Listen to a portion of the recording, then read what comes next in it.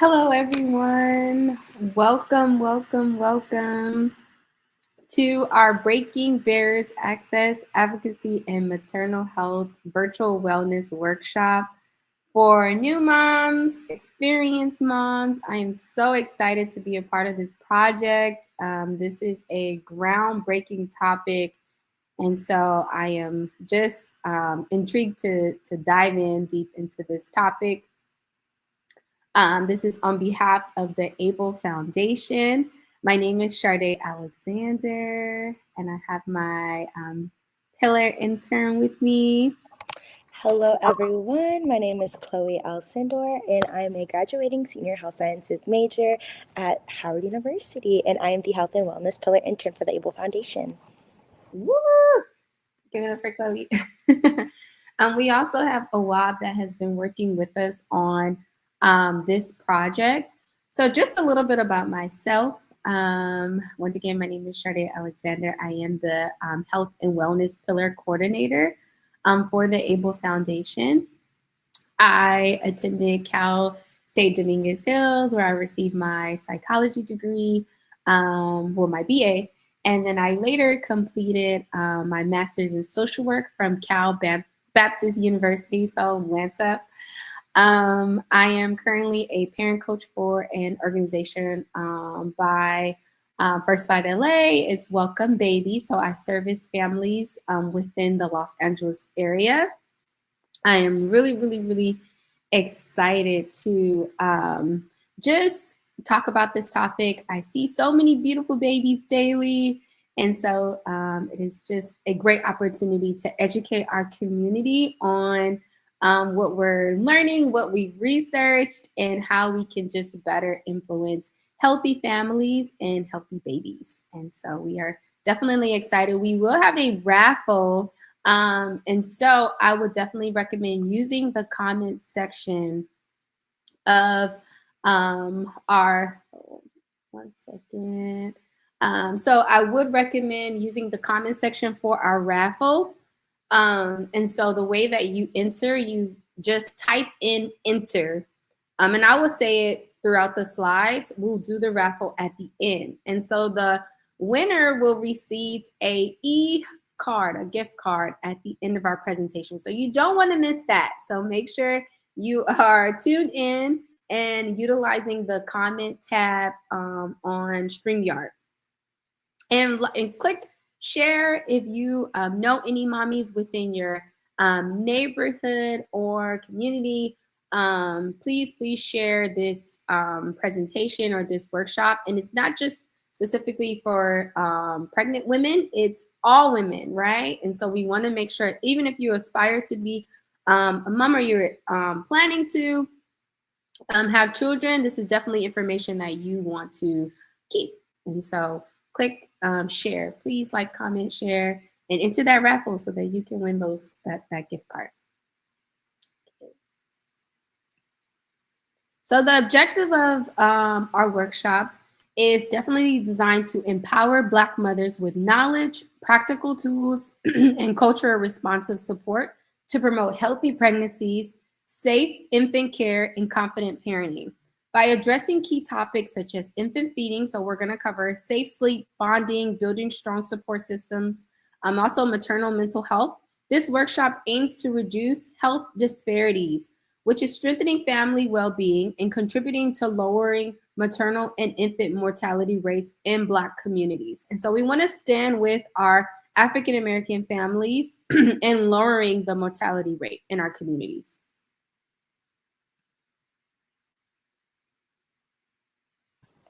All right, so now we are going to shift into what is prenatal health and why it is important.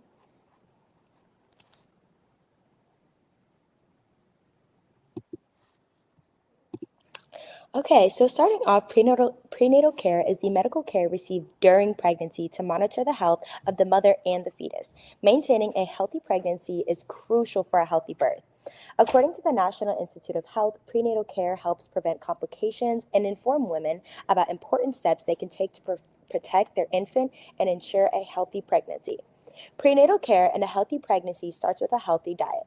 Let's look at nutrition do's and don'ts. So, starting off with folic acid, mothers should take at least 400 micrograms of folic acid daily, reducing the risk of neural tube defects by 70%. A similar form, known as folate, is found in dark green leafy vegetables such as kale and spinach, as well as orange juice. However, it is not absorbed as well as folic acid. Foods include cereal, breads, pasta, and other grain based foods. Next is going to be iron. Mothers should take at least 27 milligrams a day to support the baby's growth and brain development. It helps prevent iron deficiency anemia, which raises risk for premature birth, low birth weights in babies, and postpartum depression. Foods containing iron includes lean red meat, poultry, and fish. Next is going to be calcium. Mothers need 1,000 milligrams a day to promote healthy bone growth in their fetus. Products include dairy products, salmon, broccoli, and orange juice. Next, we have vitamin D. Mothers need 600 international units a day of vitamin D to also support the healthy growth of their fetus's bones and teeth development. Foods include fatty fish such as salmon, milk, and orange juice that are fortified with vitamin D. Last but certainly not least is protein. Mothers should eat at least 71 grams of protein a day, which is absolutely crucial in supporting the growth of their fetus. Foods include lean meat, poultry, seafood, and or eggs. Now let's talk about some foods that we should avoid. Starting off with alcohol. No amount of alcohol is safe during pregnancy. There's a lot of associated health risks, and to be safe, all mothers should avoid all alcohol for the duration of your pregnancy. Next is going to be seafood high in mercury or raw seafood. While fish can be a great source for protein and omega-3 fatty acids, some fish or shellfish contain high levels of mercury, which could damage your baby's growing nervous system. Avoid big eye tuna, king mackerel, marlin, swordfish, tilefish, etc. The rule of thumb is that the older and the bigger the fish, the higher content of mercury it contains. Next, it's going to be caffeine. Caffeine can cross over to the baby through the placenta. Avoid caffeine at all costs or just consume small amounts, less than 200 milligrams a day. Next, mothers should avoid unpasteurized products. When you are pregnant and during pregnancy, you are at a higher risk of bacteria. So you want to avoid any raw milk, soft cheeses, and products that have not been through the process of pasteurization, as these products can cause foodborne illnesses. Next is going to be uncooked meat, poultry, eggs, as well as unwashed produce. Again, you are at a higher risk for bacteria, and consuming uncooked meat, poultry, or eggs, or unwashed produce can all contain harmful bacteria. So make sure that you cook food thoroughly to prevent foodborne illnesses, and to make sure to wash all produce thoroughly before consuming to make sure that you're not consuming any harmful bacteria. For more information, I highly recommend visiting the Mayo Clinic website for more detailed information on nutrition do's and don'ts. Okay, next we'll look at managing high-risk pregnancies and mental health during pregnancy. Starting off, what is a high-risk pregnancy and what does it look like? According to the Cleveland Clinic, a high-risk pregnancy involves increased health risks for both the fetus and the mother. High-risk pregnancies require close monitoring and extra medical care before, during, and after birth. This is a result from pre-existing health conditions, pregnancy-related health conditions that develop during pregnancy, and or any smoking, substance, or alcohol use disorders. Symptoms include ongoing abdominal pain, chest pain, dizziness, extreme fatigue, stopping or slowing of fetus movement, nausea, headaches, and or thoughts of self-harm. Approximately 30,000 to 50,000 pregnant women, which is between 6 to 8% of pregnant women in the United States, have high-risk pregnancies per year. So, how do we manage it?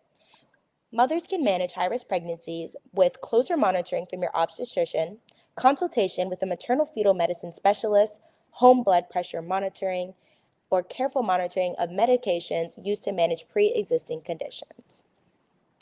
Next, mental health is a very, very important topic during and after pregnancy. Mental health issues like anxiety and depression are common during pregnancy, affecting roughly 1 in 5 women, and are often caused by hormonal changes, stress, or a history of mental illness. Mental health is currently the leading complication of childbirth today. According to the Policy Center for Maternal Health, stigma remains a barrier. Many mothers still feel uncertainty or discomfort with seeking mental health support due to the social stigma. In one 2025 study, 62% of mothers felt that they were judged or treated unfairly during the perinatal period for various issues, including postpartum depression. Depression does not just occur postpartum, it can occur during pregnancy as well. It is important to identify the signs and the symptoms of struggling mothers to prevent maternal death, implement intervention strategies, and treatment.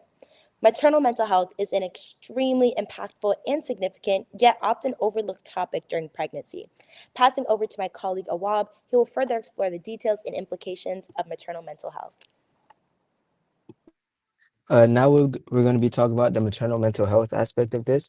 Maternal mental health is one of the most overlooked but important parts of pregnancy and postpartum care. Many mothers experience something called the baby blues, which usually lasts a few days, but postpartum depression is more serious and lasts longer. Some signs include feeling constantly sad, overwhelmed, disconnected from the baby, or anxious. And this is not a weakness, but in reality, it's a health condition that deserves attention. That's why trauma-informed care is so important because providers need to understand the mother's experience and support her emotionally, not just physically. And coping with stress and emotional overwhelm is critical for new mothers because simple things like talking to someone, getting rest, and joining support groups can make a huge difference. But one of the biggest barriers is stigma. Many mothers feel like they have to handle everything alone, which is not the case at all. It's important to understand that asking for help is not a weakness, but it's a strength, and getting support early can help protect the baby and the mother altogether.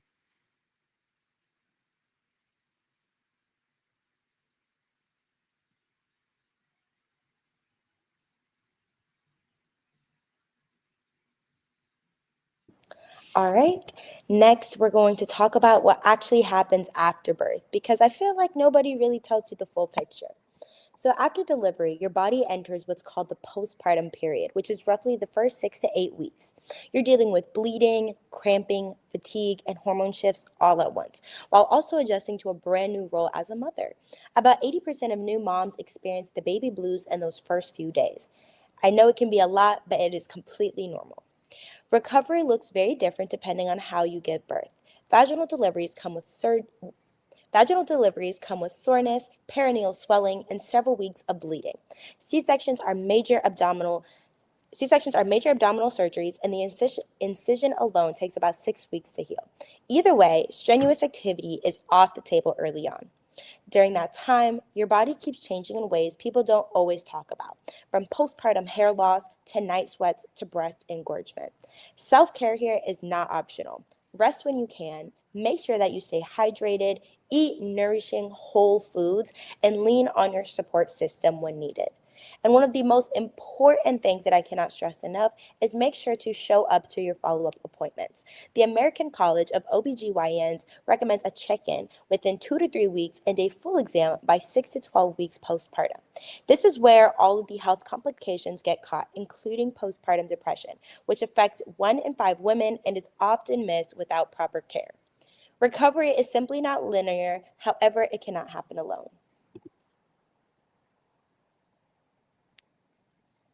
Next, we will transition to infant care and bonding. And thus far, we have been saying some informative information. My interns have broken down the prenatal care, maternal mental health, which is a loaded topic because we definitely want healthy mommies, right? And what equals healthy mommies is making sure that we are whole mentally, physically, emotionally. And so it is all playing into a part of creating just a healthy family dynamic, right?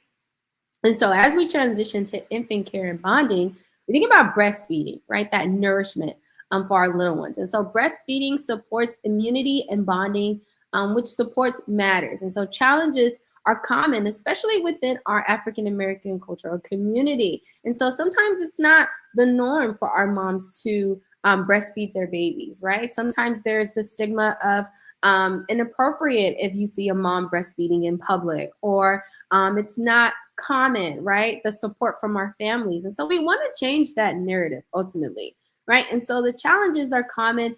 Seek lactation help early. So if there is a situation where, let's say, you're breastfeeding your baby in the hospital and you may not be getting it so quickly, right? Because sometimes we forget that babies aren't born with knowing how to breastfeed. They learn just like us. but sometimes it can be frustrating as a new mom who's also healing from the birthing process. And so we want to make sure we encourage our mommies to seek help early, right? It doesn't mean not breastfeeding within the first couple days doesn't mean that that's the ending of breastfeeding. You can still relactate so many times after birth. And so we definitely want to make sure you ask for help. Formula or breastfeeding, which is also a form of combination feeding, are healthy options. So you can do both. So I don't know who told you, if anyone has told you that you cannot do both, that is absolutely not true. You can do breast milk and formula. So fed is best. Your well-being matters too. Then we kind of think about the attachment aspect, right? And so attachment and bonding, which it influences building trust for our babies. It helps with brain development and emotional security. Skin to skin is essential, especially hours after having baby, and even thus far, right? When baby's 3 months or 4 months, I still recommend some skin to skin. Talking, eye contact, responding to cries. And so knowing to also changing this narrative that if you pick up your baby every time your baby cry, they're going to be spoiled. Well, let me tell you, a 2-month-old baby is too young to be spoiled, right? There's no such thing as spoiled newborns. And so you cannot spoil a newborn. Our baby crying is their way of communicating with us.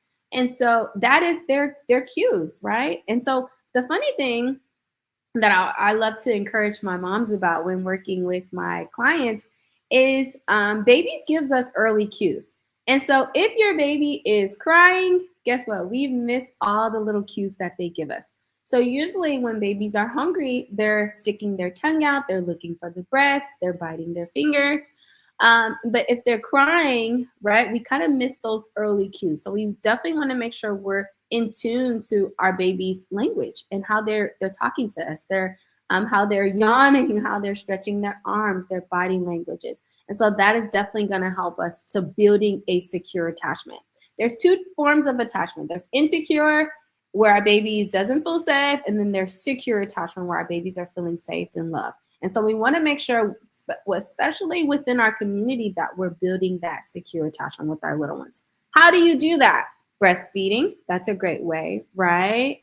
Also, making sure that we are holding our baby, we're picking our baby up, right, when they're crying. So it's definitely a way that we can make sure that we're building that attachment.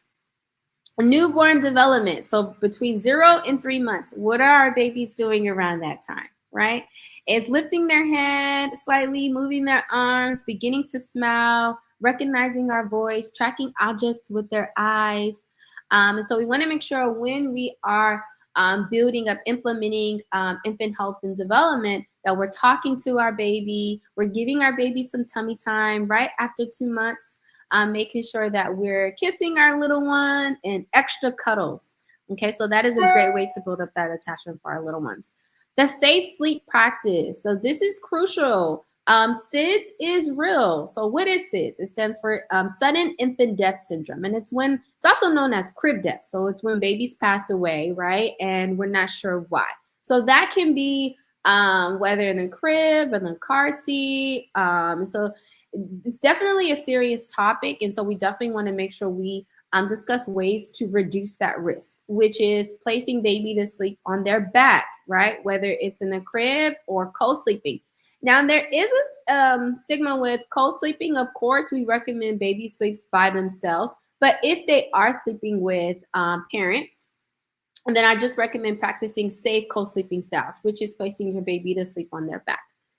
As far as what surface, a firm, flat surface, no pillows, I would say limit the blanket. So the blanket should be covering under the neck. And no toys, absolutely no toys, stuffed animals, no Disney toys. I know we have some Disney lovers that love plush toys, but we definitely want to make sure we be careful with that.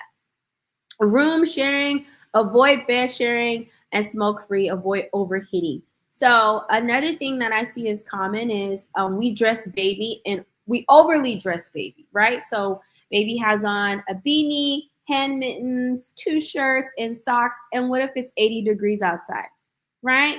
But we have sometimes in our culture, our families are saying, put that beanie on that child before that child gets colic, or put that beanie before it gets a cold. Well, guess what? We dress baby how we dress. And so if we're hot, baby's hot. If we're cold, baby's cold. So we dress them accordingly. Now, if baby is sweating, right, we definitely want to make sure you're taking that precaution to remove layers of clothing. Or if you see that baby's cold, then you add layers of clothing. So always paying attention. That is a part of infant care. And lastly, trust yourself and seek support. So you know your baby best. Advocate for yourself and for your baby confidently. And so motherhood is not, we don't really get like a manual of this is how you do it, right? But it's more so you learn as you go. We still want you to make sure you're advocating for yourself and for your baby confidently. So ask questions, whether from family, from healthcare providers. Watch for feedings and responsiveness concerns. So making sure like if you see that something isn't right, I always recommend taking videos of, let's say your baby's sick, or let's say you see something that's unusual and you want to show your pediatrician. You could always take pictures, take like photos to reference at your pediatrician appointment. And then lastly, lean on your community. So there's resources and programs such as WIC, doulas, support groups. So I do recommend exploring what's in your community. So looking up local community organizations that can help you as you continue to take care of your little one. And now we're going to be talking about the health and equity access for this. So, health equity in maternal care means every mother should have access to safe, quality care, but that's not always the case here in the DMV. And a lot of women deal with with barriers like cost, insurance issues, transportation, or not having enough providers nearby, which can make it very hard to get to the care that the women need. And because of that, we see real disparities, especially for Black mothers who face a higher risk of a higher who face higher health risks during pregnancies and childbirth. And that's why advocacy matters. It's important for mothers to ask questions, speak up, and bring someone they trust to the appointments so they can be able to just speak about the things that they're going to and the things that they aren't able to access so they can get help. And there's also other helpful resources like WIC, Medicaid, doulas, and local clinics that support mothers all along the lines. And at the end of the day, better access and support leads to a healthier outcome for both the babies and the mother.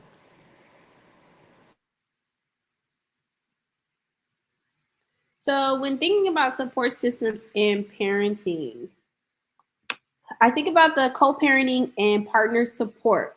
So within a let's say mom and dad. So it's always important to have clear communication and shared responsibilities.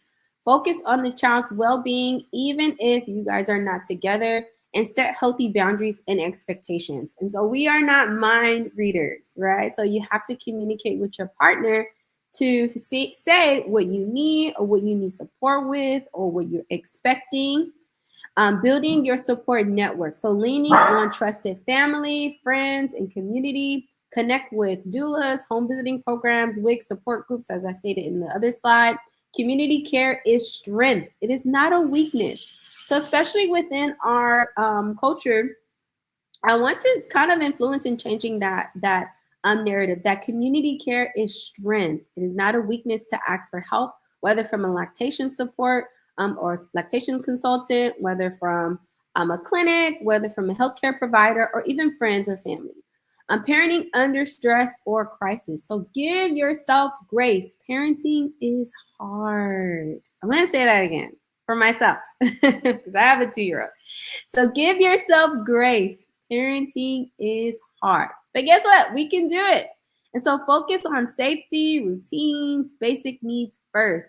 Reach out early for help, such as housing, if you need resources or just medical support. Balancing work, school, and motherhood. For all the mommies that are working mommies, okay, I want to encourage you, we want to encourage you to prioritize what matters most. And so at the beginning of our presentation, Chloe did a fantastic job at explaining just the prenatal healthy side of just eating and the benefit of eating when you are pregnant.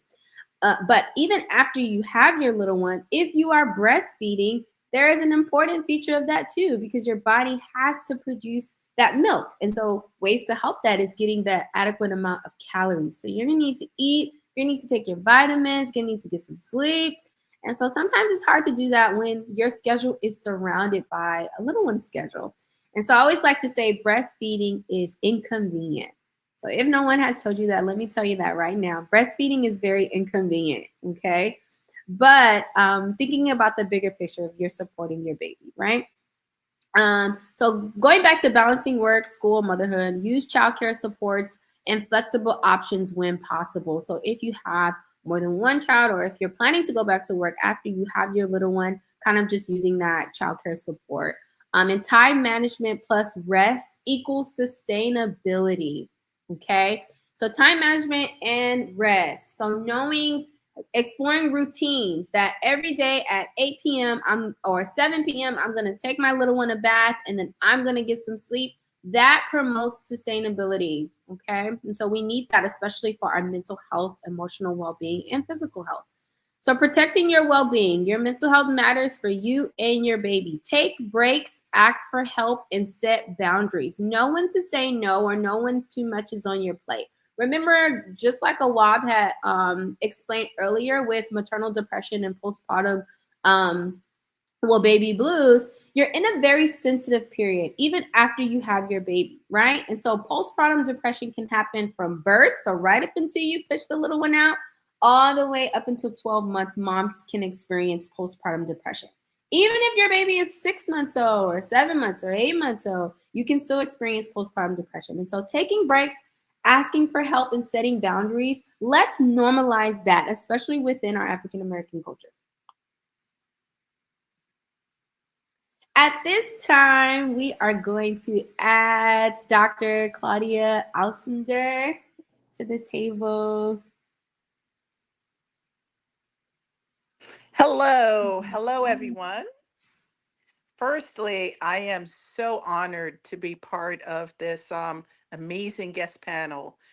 All this information was wonderful. So I definitely enjoyed the presentation. Every single one of you, definitely, that was an excellent presentation.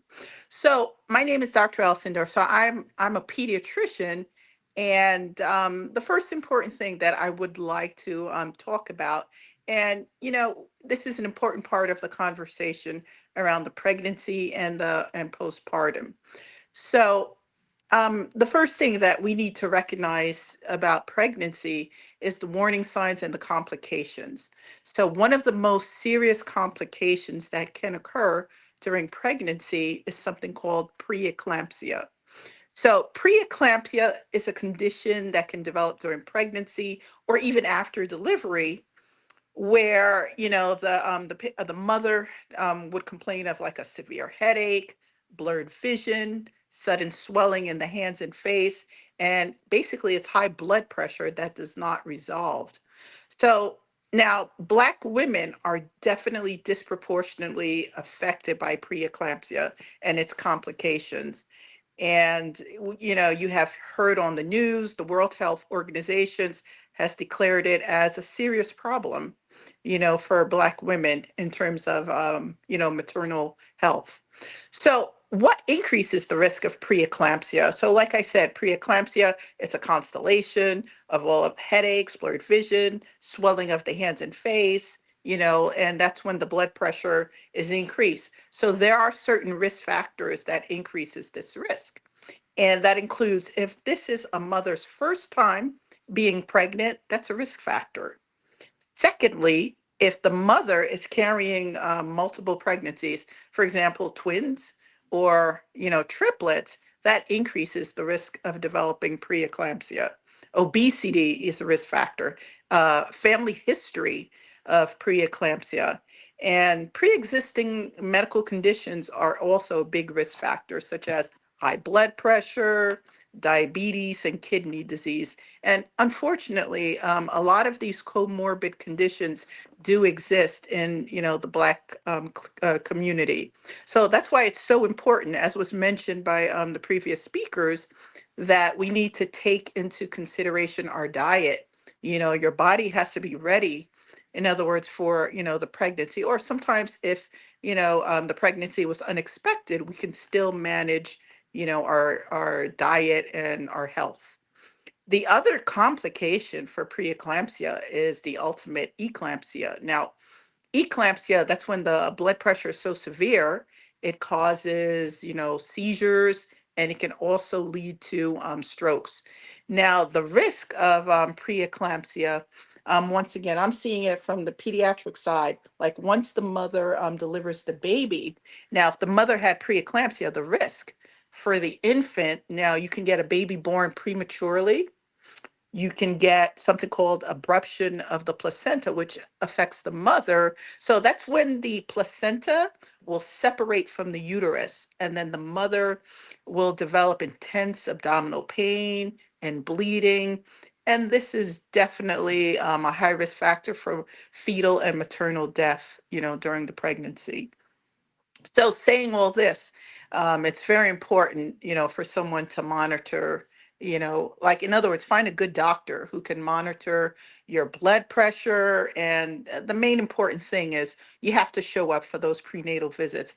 I know in my pediatric practice, some of the mothers, maybe they may not go to every single prenatal visit, but it's very important when you go to the prenatal visits, besides the routine like ultrasounds and things that are done. They monitor the urine for any protein in the urine and the blood pressure. It's very important. Now, suppose you do develop preeclampsia, there are things you can do that can treat it. There are certain blood pressure medication they can prescribe to the mother if they found that the mother does have preeclampsia. That'll be safe for mother and the infant, also maybe a low dose aspirin, but what have you. But the bottom line is, it's very important to keep those doctor's appointments. Now, like I said, premature birth is, something that happens, a lot to these mothers who do have preeclampsia. Now, the risk of babies who are premature, and this is my part where I see them as pediatricians, is that they're prone to getting certain health conditions such as eye issues, developmental issues in their growth, their development, their speech. They can also have, other issues, that can definitely affect them. Now, next, I want to address the issue of substance abuse during pregnancy and the postpartum period. So, this is not a topic meant to shame anyone. It's a topic that's meant to protect you. So, alcohol, cannabis, marijuana use, and opioids and other substances while a mother is pregnant, now those can pass on to the placenta. So, in other words, the baby, whatever mom is taking in, the baby is taking in also. So, from a standpoint, once again, of a pediatrician, babies who are born to mothers with alcohol, there's something they can develop called fetal alcohol syndrome. So, that's a condition that causes severe developmental issues, with the baby. So every woman wants a healthy baby. So that's one thing to consider if there's substance abuse. But the other thing also is, substance abuse can also interfere with the bonding. And what was excellently, brilliantly talked about initially, bonding is a very important thing, that's important for mother and child. So if the mother, like let's say if she's addicted to alcohol or opioid, so once the baby is born, those substances once again can also transfer to the breast milk.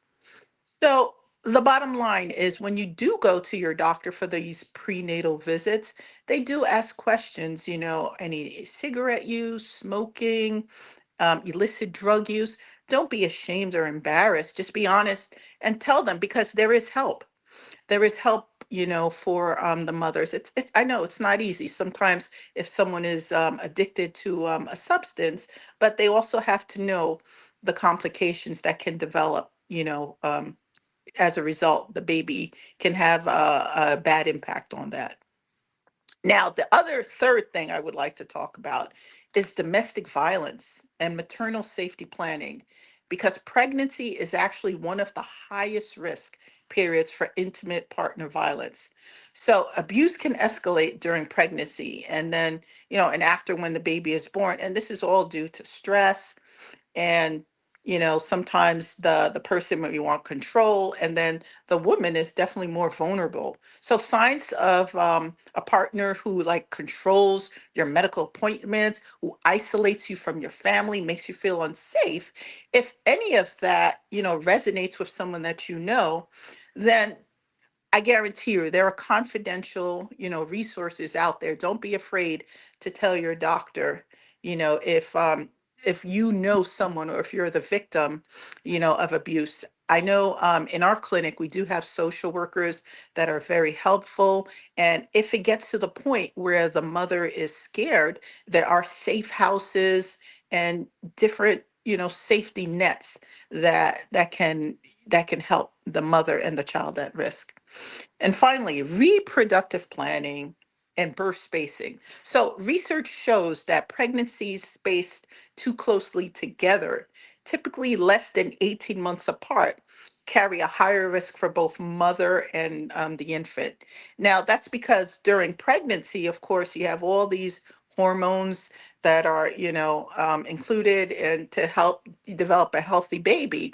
But the problem, arises that once the baby is born, mentally you could be ready for, another child, but the body also has to recuperate. So you need to recuperate. So better, give your body a chance, because sometimes if you have a baby too soon, then the second birth can put you at risk of preeclampsia or preterm, birth. And like I mentioned, some babies who are born preterm can suffer some other consequences. So this is also a good time to talk about family planning. I know in a lot of clinics and hospitals, after the first pregnancy, the doctor would come and say, would you like to consider, some birth control, perhaps temporarily until you're ready for, when you choose to grow your family again. So that's another important consideration.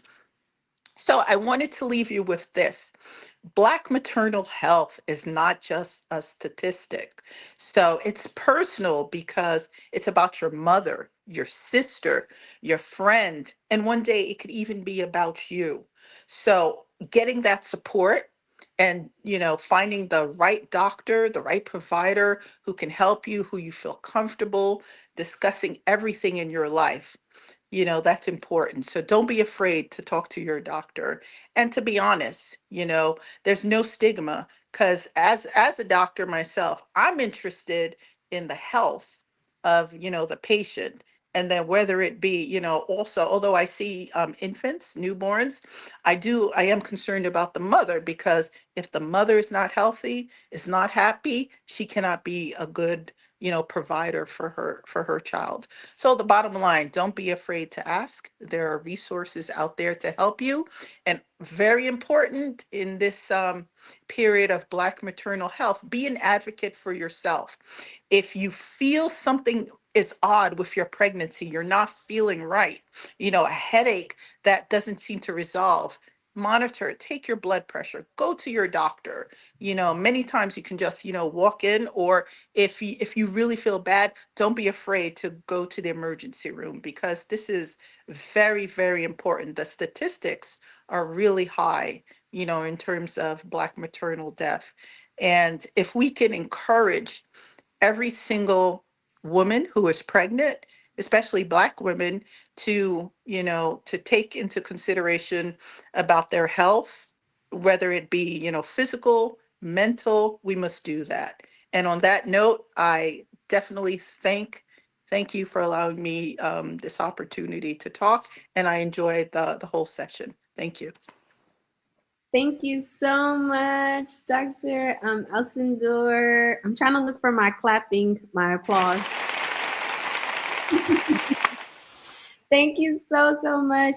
We do have a question for you, Dr. Elsendor, but before I read the question in the chat, for our viewers, you can definitely feel free to type in a question if you have, and I'll just read it and we can answer it after I type it. But there were so many nuggets that you have said in that short time span. That was just incredible information.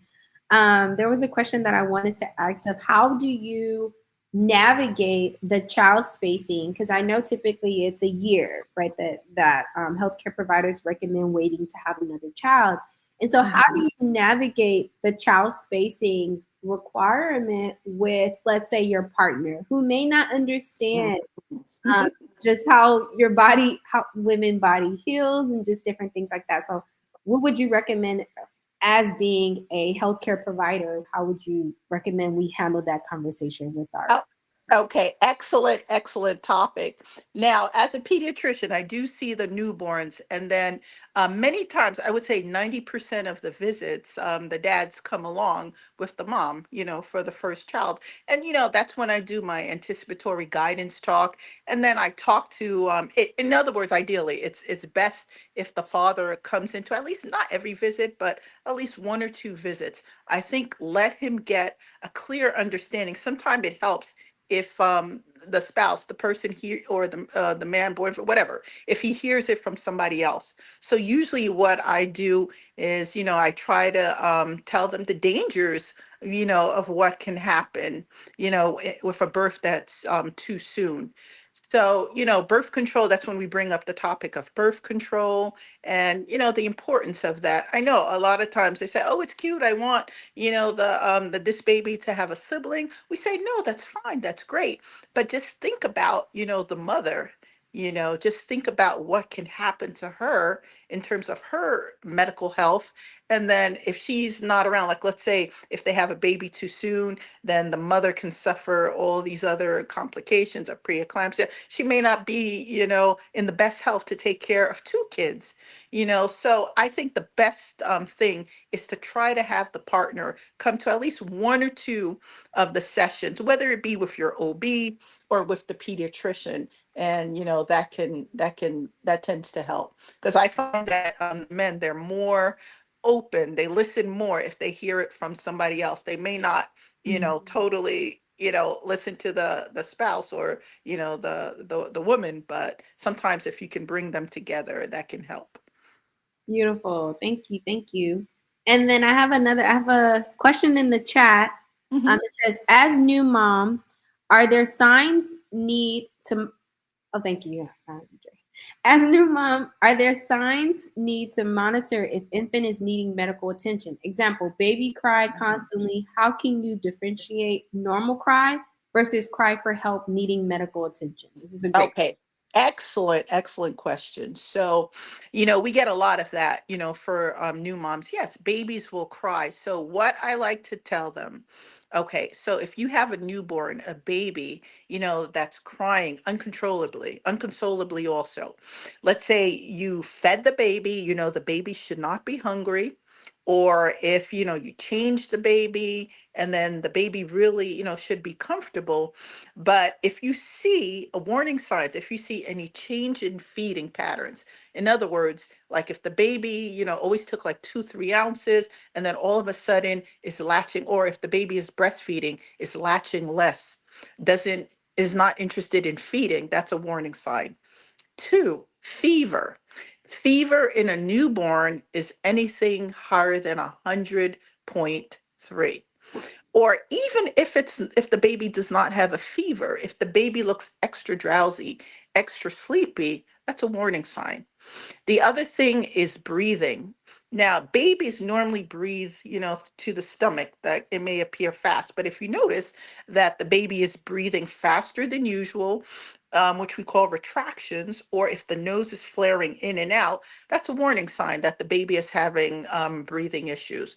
So all of those things should prompt you to go to the emergency room. Another important thing is cyanosis. Cyanosis means any blue or purple facial discoloration. It doesn't have to be the entire face, but if you see it around the lips or the tongue area, that means something is not well, with the baby. So those are warning signs to go to the ER. Now back to the crying. There is something called colic that does develop in babies and usually from the second week to 3 months of age. So that's common. Colic, the formula, the milk, because the milk is a sugar. So the digestive system has to work hard to try to digest it. And then you get all the gas bubbles, the colic. So yes, that can be a consideration. But if the baby still wants to feed, that's a good sign.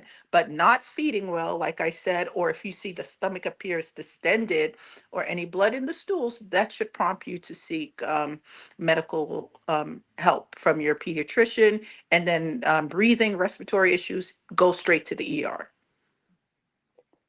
Thank you, Dr. Alcindor. I don't see Sure. any other questions. Like I said, this has been a very informative workshop, and I'm hoping that we can do this again. I feel like we need more time. There's so many questions that can be answered concerning this. And so thank you again for allowing us to take up some of your time and being willing to be a part of our presentation. So now is the time for our virtual raffle. Like, let me see if I can. Oh, okay, so I'm just gonna make sure everyone name correct in the chat because I am using Wheel of Names. And so I have Takia Abujade. I have Palm. I don't know if I'm pronouncing the last name, Fomanchan. Let me know. You can retype if that's correct. Janae Igaria. And then I don't see any. Oh, Ford Butler. So you guys are all entering into the raffle. Let me know if I said your name right. So the way that it works, I will enter your name until your name is already in the wheel. It's spinning. Whoever it lands on wins, and then I'll say the name, and you will type your email in the chat, and I will email you your e-card. Okay.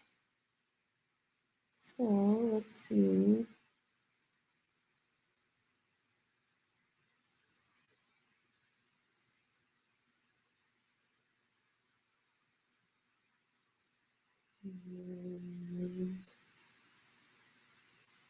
It's spinning, drum roll.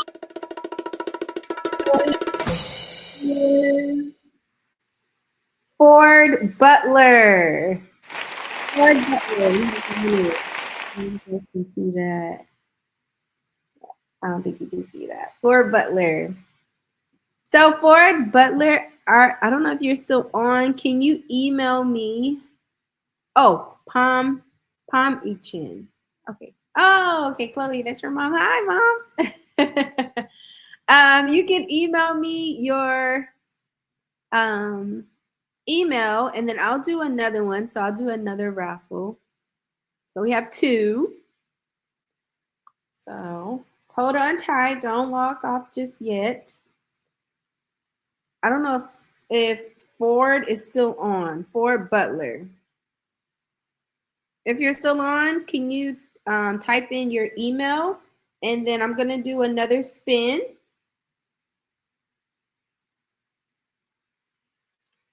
Drum roll for our second winner is Janae. Janae Igaria.